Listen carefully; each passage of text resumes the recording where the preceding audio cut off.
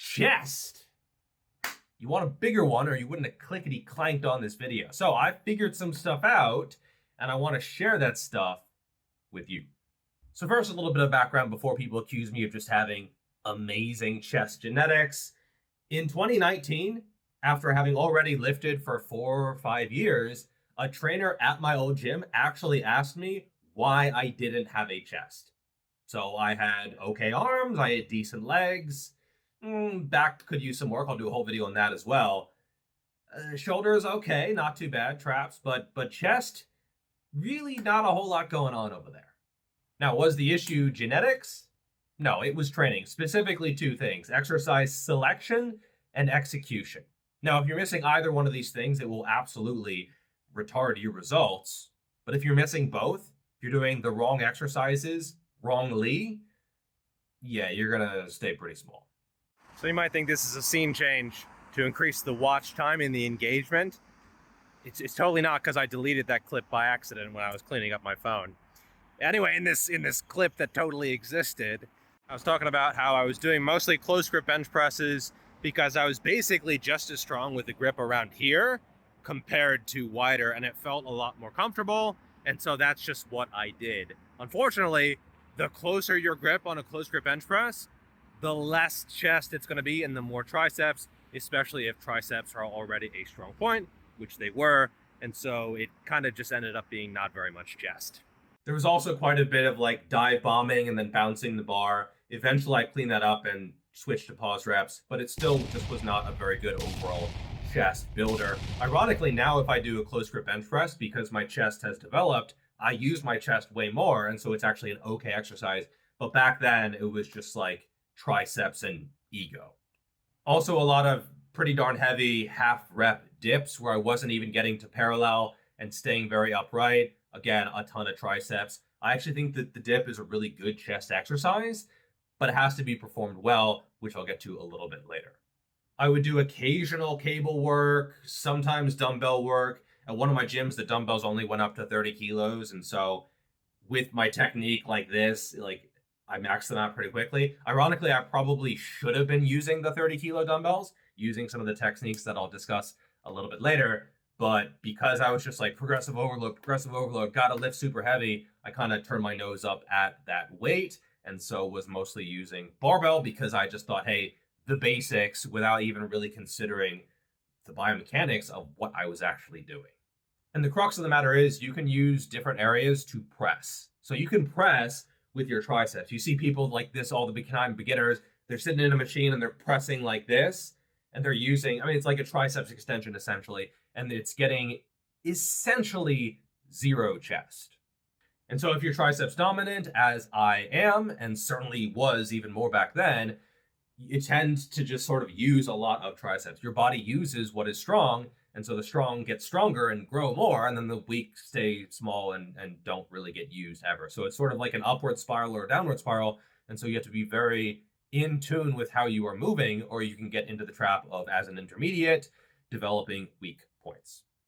Same if you are delt dominant, the anterior delt can absolutely be used to press weight. And so if you see someone who's like super flared up and elevated, they're probably using a lot of delt and probably not very much pec. And this is something that you can just see and feel, okay? Like if you're a little bit more tucked down, which we'll get into a little bit more later, you can just feel a lot more chest, and you can even just see it contract compared to if you are flared up. I mean, just put your hand on your chest, not my chest, don't grope me, bro, but put your hand on your chest and see how much you feel just doing this.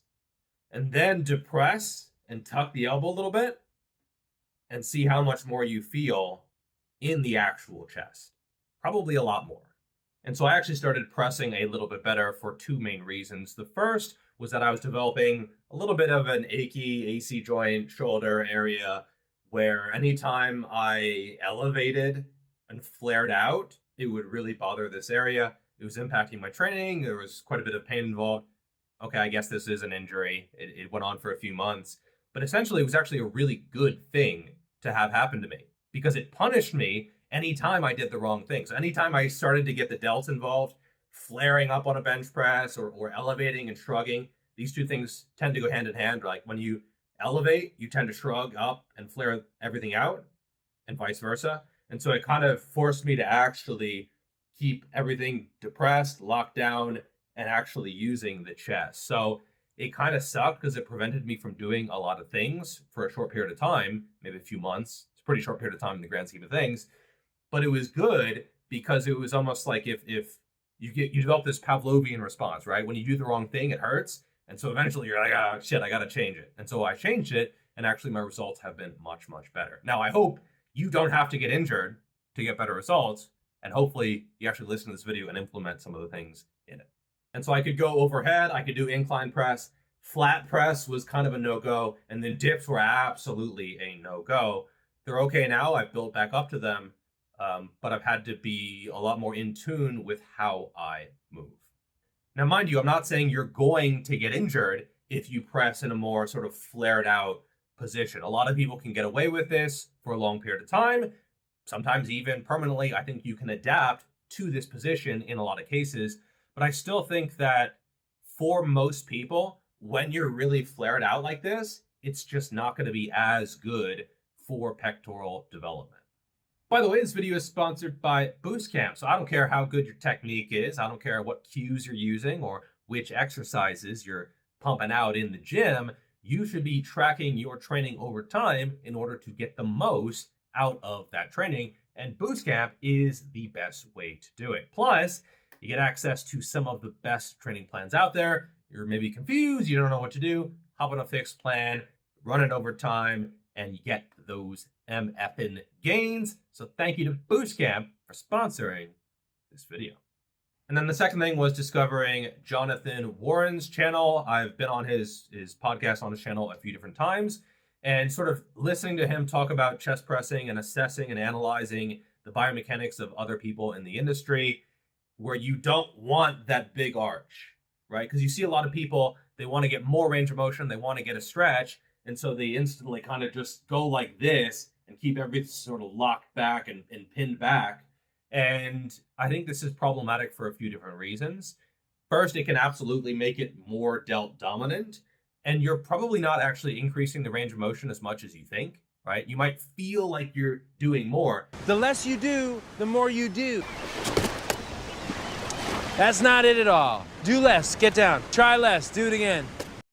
Because there's more range of motion in an absolute sense, like maybe the dumbbells on a fly are moving further, but the pec might not be doing as much. Nope, too slow, do less. Hop up. Because a lot of that range of motion is going to be from the arch or from a big rib cage flare. So if you humble yourself and you keep the ribs locked down and you keep the shoulders depressed and you keep a slight tuck, it's probably going to make the weight a lot more challenging. But I also think for most people, they're going to get more out of it. And I think at the very least, it's worth trying. Now, for the record, I do think he went a bit too hard on Joe Bennett in his assessment. I learned a lot from both of them, and he can get very fired up about these topics, but I still have seen a lot of results from implementing this style. And so, yeah, at the very least, I think it is worth trying. Just keep in mind, you're probably going to have to reduce the weights that you're using significantly. I get comments sometimes like, oh, why are you so weak? It's often because I am moving in such a way to make it more challenging for the areas that I am trying to target. But I never get asked, oh, like, what are your cues, or how are you getting so much out of a weight that's not super heavy? No, it's usually just like, oh, why so weak? That's why, because I'm making it more challenging intentionally. So the exercises that I've used, the first one is a flat dumbbell bench press, and recently I've been doing it with the feet up. This is because you want to keep the ribs down. You don't want to get into a huge flared out position with a big arch. And so by putting the feet up, this is something a lot of old school lifters would do in like the 60s and 70s and 80s. It kind of forces you to keep more of a flat back. You could also do a Larson press, but I find feet up and floating in the area, it kind of forces your lower abs to stay engaged. And because your abs are engaged, it makes that big dramatic flare just less possible. And so, yeah, you're probably going to be a little bit weaker. I think partly it's maybe due to less stability, But even more, it's just because you can't arch as much. And so it keeps you in a weaker position, which is totally fine as long as the stress is there on the chest. And don't worry too much about like a big stretch or big range of motion. If you look at Ronnie Coleman do his dumbbell bench presses, I'm trying to find one specific video. There's the iconic like 200-pound one. But if you look at this one, he's not like getting a massive amount of range of motion. He's basically going down to parallel, but he's getting a lot of nice, juicy chest activation. You can see it when your chest activates, especially if you have a huge chest. Obviously that helps. But if you see your chest move and elevate and squeeze and contract as you're pressing, that's something you want. You see some people where they're up here and there's just nothing. It's just totally loose down there. You're probably not getting very much out of it with that style. Here it is. I found this fucking video. It's from when he was a little bit younger. He's not quite as big as his biggest. But you can see he's focused on this type of action where he's not just totally retracted and pinned back. No, he's letting his scapula move, and he's actually letting it protract in order to get a nice contraction. Now, some people might say, oh, there's no tension at the top because the joints are stacked. Maybe to a certain extent, but I think just that intentionality of trying to protract is very, very useful. And you just don't see very many people who aren't powerlifters who have a good chest stay in that retracted position. The second exercise that I've been doing is an incline dumbbell sort of power fly barrel press. So it's not just an incline dumbbell bench press where you're keeping the dumbbells in a little bit, because usually in the bottom position, this is very easy because everything is stacked up. And so when someone's like, yeah, I'm getting a big stretch on the chest, and they're kind of just pausing at the bottom, there's really very little tension on the chest, right? Because the dumbbells, they arc out and then they go back in. And so it's actually quite easy at the bottom. If you see where someone fails an incline dumbbell bench press, usually it's somewhere like in the mid-range. And so I don't see anything wrong with kind of just moving the dumbbells more out and not getting quite as much range of motion. Like you're not bringing them back in, but you're making it more challenging to where you're pausing out here in that most challenging position. And so it's sort of a mix between a pure fly where the elbow is totally straight and an incline dumbbell bench press where the elbow bends quite a bit. And so you want to bend it a little bit as you go down, partly in order to keep the biceps out of it, right? Like if you keep your arm totally straight, I actually find that it is a decent amount of biceps, or that tends to be sort of the limiting factor for the absolute range of motion. Pop up. Well, you got to do more than that because you're just laying at the...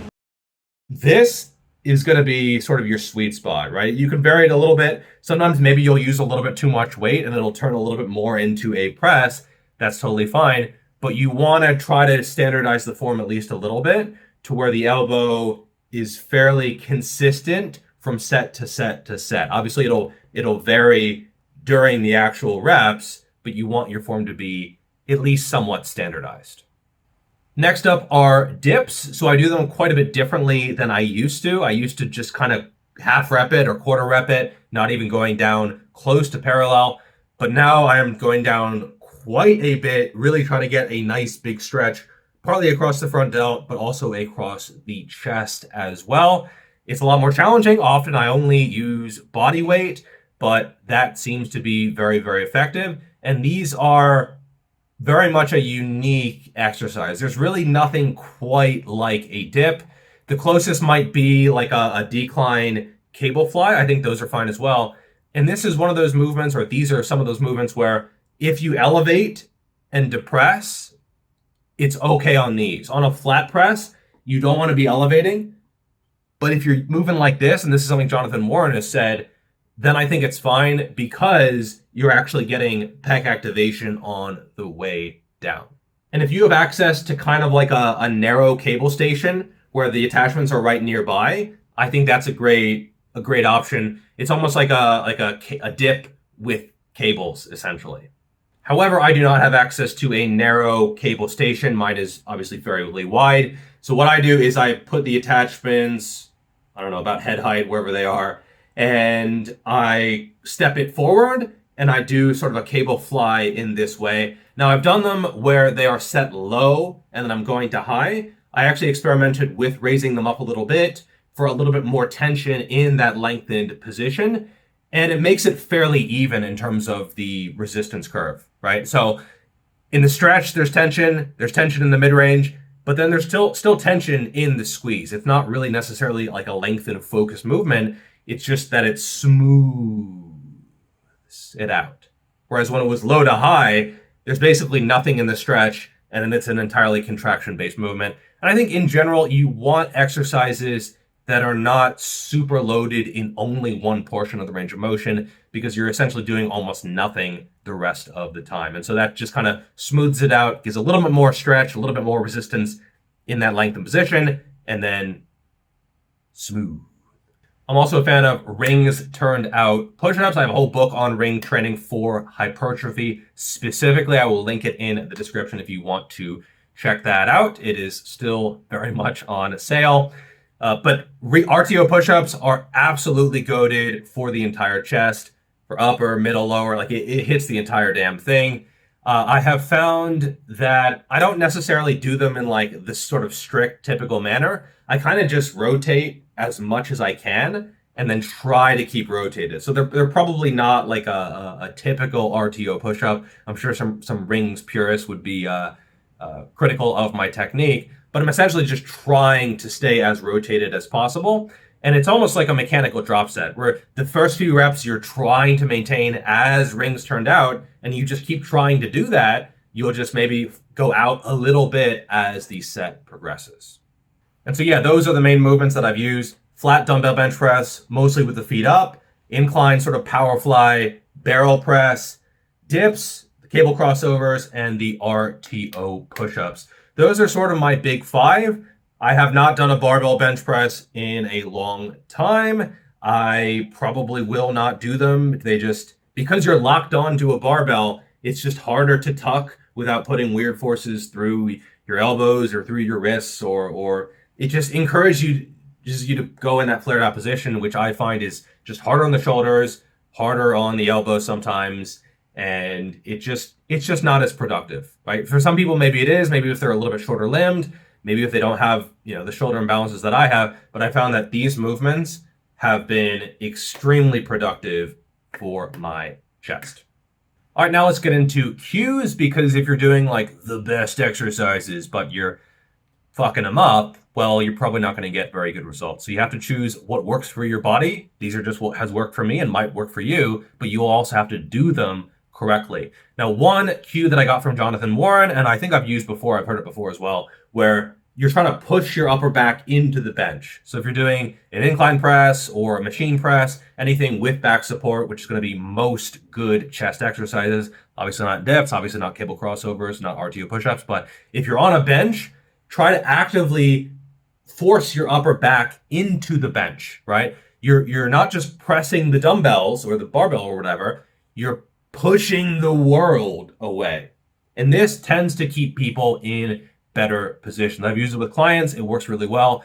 And as Jonathan Warren mentioned, it tends to prevent the dramatic, protraction. If you tell someone to protract, you'll get some weird shit where someone is like off the bench, or they're finishing their presses like this. Actually, maybe that's not the end of the world. Ronnie was kind of almost doing that as well a little bit. But I think in general, pushing back tends to be a little bit better than telling people to actively protract.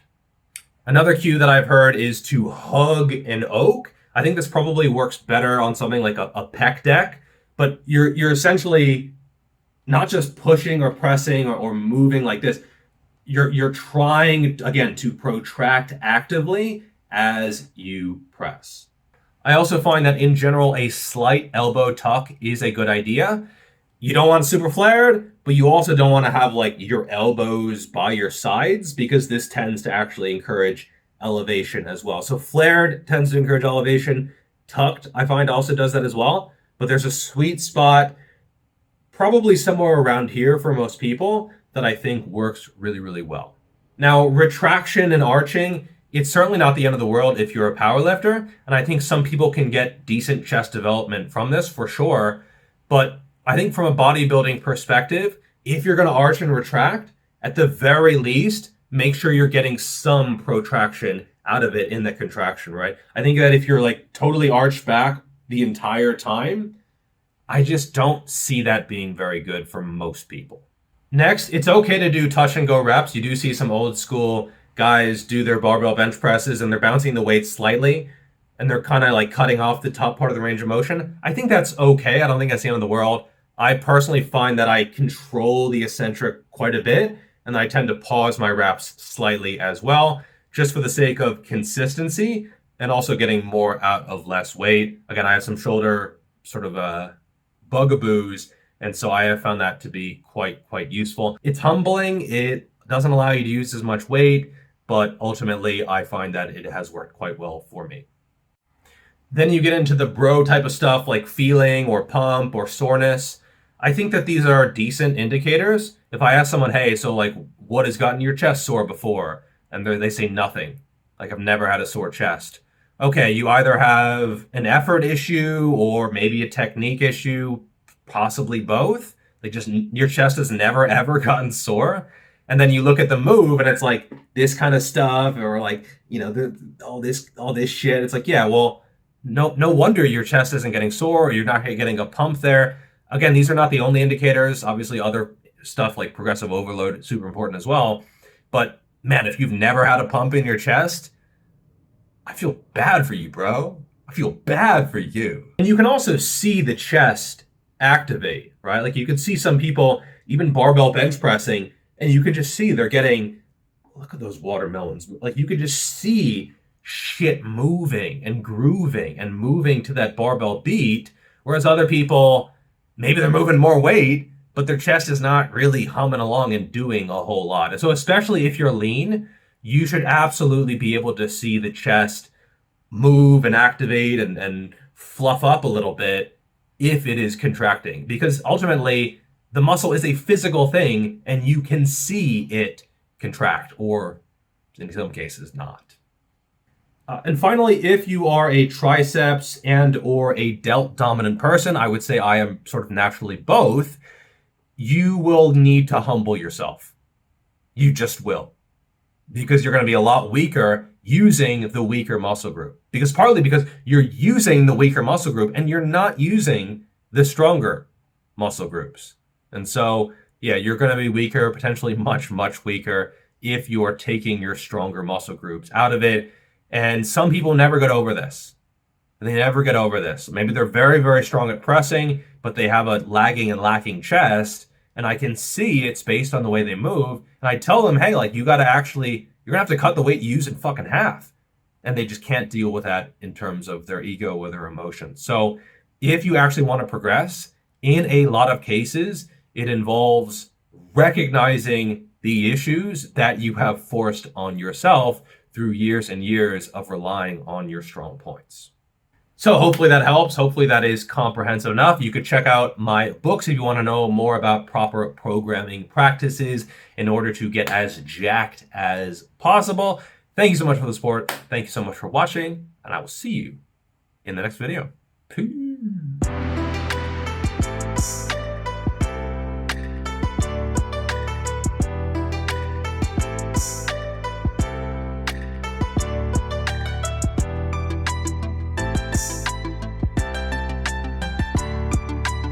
Pop up.